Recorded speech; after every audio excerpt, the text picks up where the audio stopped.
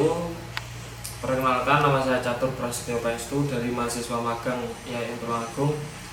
Dan untuk pertemuan yang kedua kalinya ini, saya akan mencoba sedikit menjelaskan tentang proses masuknya Islam di Indonesia. Apa sih agama Islam? Agama Islam lahir di Mekah, Arab Saudi. Agama ini diyakini sebagai agama akhir zaman yang diwahyukan kepada Nabi Muhammad SAW. Pokok dari agama Islam ini berada pada Al-Quran dan Sunnah Nabi. Ada 3 teori yang bisa dianut tentang masuknya Islam ke Nusantara atau ke Indonesia, yaitu yang pertama, teori Gujarat. Teori ini berdasarkan pada batu nisan Sultan Malik Al-Saleh dipasang di Pasai Aceh dan makam Maulana Malik Ibrahim di Gresik.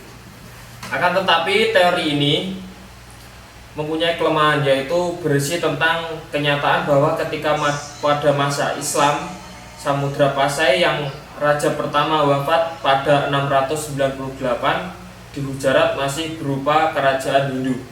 Selanjutnya yaitu teori Mekah. Teori Mekah ini didukung oleh Buya Hamka dan J.J. Van Loo. Pengaruh Islam di Indonesia masuk pada abad ke-7, dibawa langsung oleh pedagang dari Arab Saudi. Salah satu buktinya yaitu terdapat pemukiman Islam di Baros, pantai sebelah barat Sumatera. Sama seperti teori Gujarat, teori ini mendapat tentangan dari Ahad Jones yang mempertanyakan apakah Islam sudah datang pada abad 7 dan 8, tetapi pengaruhnya belum terlihat pada abad 12. Dan teori yang selanjutnya yaitu teori Persia. Teori Persia ini didukung oleh Hyosin Jajadiningrat. Islam di Indonesia dibawa oleh Persia pada abad ke-13. Bukti sejarah ini adanya upacara taubat atau taubik, yaitu upacara peringatan kematian Imam Husain bin Ali, cucu Nabi Muhammad SAW. Selanjutnya yaitu saluran penyebaran Islam ke Indonesia. Ada beberapa faktor yang mempengaruhi tentang penyebaran atau penyaluran agama Islam yang ada di Indonesia atau di Nusantara, yaitu yang pertama, syarat memeluk Islam sangat mudah, cukup mengucapkan syahadat. Dan yang kedua, tata cara pribadi Islam sangat sederhana. Dan yang ketiga, Islam tidak mengenal pelapis sosial, jadi semua golongan masyarakat sama. Dan yang keempat, Islam tidak menentang adat dan tradisi setempat, karena Islam di sini berkembang juga dengan menggunakan media alkulturasi budaya yang ada di Indonesia. Dan yang terakhir yaitu Islam dalam penyebaran dilakukan secara damai. Saluran penyebaran Islam oleh para wali yaitu yang pertama, saluran perdagangan. Saluran ini masuk ke Indonesia karena banyak pedagang dari Timur Tengah yang menuju ke Indonesia dan bahkan sampai menetap di Indonesia. Disitulah terjadi interaksi yang intern antara pedagang dan penduduk Indonesia yang menyebabkan penduduk Indonesia memeluk agama Islam. Dan yang kedua yaitu saluran perkawinan.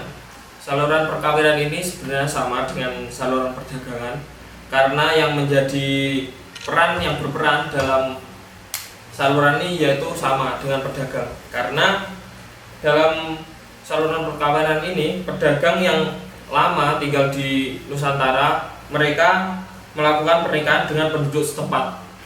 Karena dalam ajaran Islam,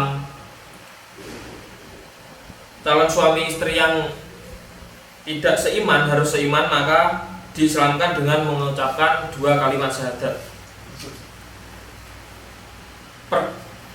Saluran perkawinan ini lebih menguntungkan jika terjadi dengan saudagar atau raja. Jadi pedagang-pedagang Islam menikahi anak raja atau saudara raja. Dan yang ketiga yaitu saluran pendidikan. Karena banyaknya pedagang yang tinggal di Indonesia dan sudah menjalin perkawinan dengan orang Indonesia, semakin lama itu menimbulkan tumbuhnya para ulama-ulama yang mendirikan pondok-pondok untuk menyebarkan agama Islam.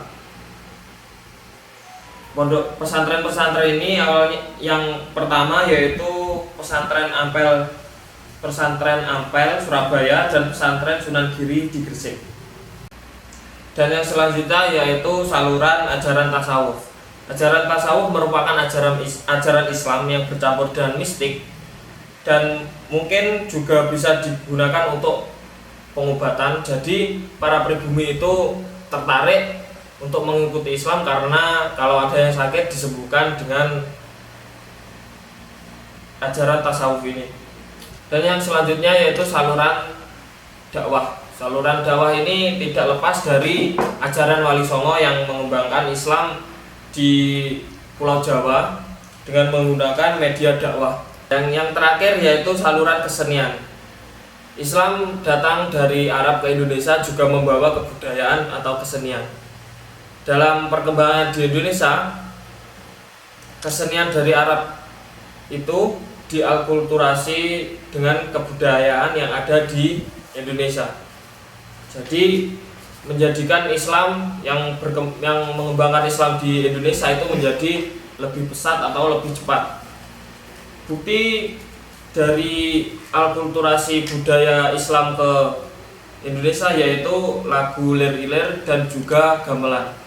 Materi selanjutnya yaitu kerajaan-kerajaan maritim Islam yang ada di Indonesia. Yang pertama yaitu Kerajaan Samudra Pasai. Kerajaan ini didirikan oleh Sultan Malik Al-Saleh pada abad ke-13, terletak pada pantai timur Aceh. Di bidang agama, Kerajaan Samudra Pasai menjadi pusat studi Islam. Kerajaan ini menyiarkan agama Islam sampai ke Minangkabau, Jambi, Malaka, Jawa, dan bahkan sampai ke Thailand. Dari Kerajaan Samudra Pasai ini, kader-kader Islam mulai terbentuk atau mulai ada. Salah satunya yaitu Fathahillah. Ia adalah putra dari Raja Pasai yang menjadi panglima di Demak dan kemudian menjadi penguasa di Banten. Yang kedua yaitu Kerajaan Aceh. Kerajaan Aceh ini didirikan pada tahun 1514 oleh Ali Muhayyad Shah. Kerajaan Aceh ini menjadi penting karena adanya kemunduran dari Kerajaan Samudra Pasai. Kerajaan ini terletak pada bagian utara Pulau Sumatera dan dekat dengan jalur perdagangan atau pelayaran internasional. Ramainya aktivitas perdagangan di sana membuat Islam berkembang dengan pesat di kerajaan ini. Yang ketiga yaitu Kerajaan Demak. Kerajaan Demak ini merupakan kerajaan yang pertama yang ada di Pulau Jawa. Kerajaan ini didirikan oleh Raden Patah atas bantuan para wali pada tahun 1500-an. Raden Patah ini yaitu putra dari Raja Brawijaya kelima, yaitu Raja Majapahit, yang menurut sumber sejarah kemungkinan anak dari Raja Brawijaya ini telah memeluk Islam. Kerajaan Demak ini berkembang sangat pesat karena terletak di pinggiran pantai sehingga mudah berhubungan dengan dunia luar. Selain itu, Kerajaan Demak juga mempunyai beberapa pelabuhan seperti Jepara, Tuban, dan Gresik. Dan yang selanjutnya yaitu Kerajaan Banten. Kerajaan Banten ini kerajaan yang pernah berdiri di Provinsi Banten. Letaknya di bagian barat Pulau Jawa antara Jawa Barat dan Lampung di Sumatera.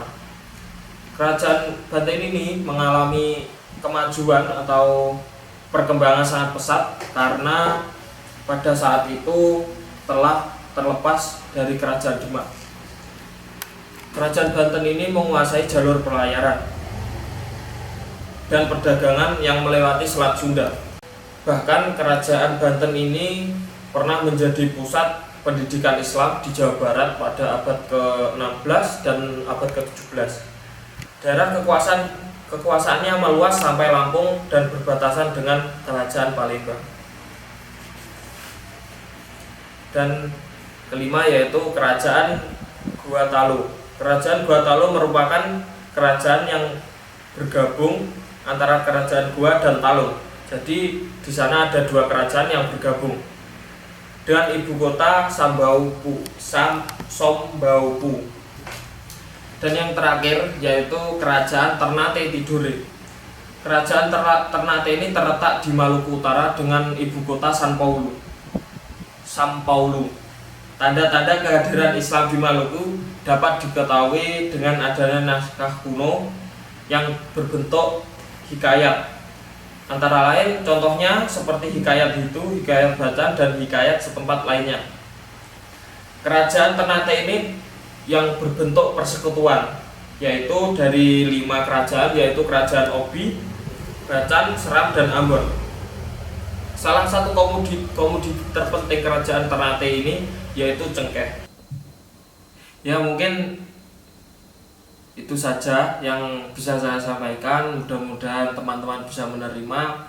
Bila ada pertanyaan langsung bertanya di kolom komentar. Wallahul muwaffiq ila aqwamit thoriq. Assalamualaikum warahmatullahi wabarakatuh.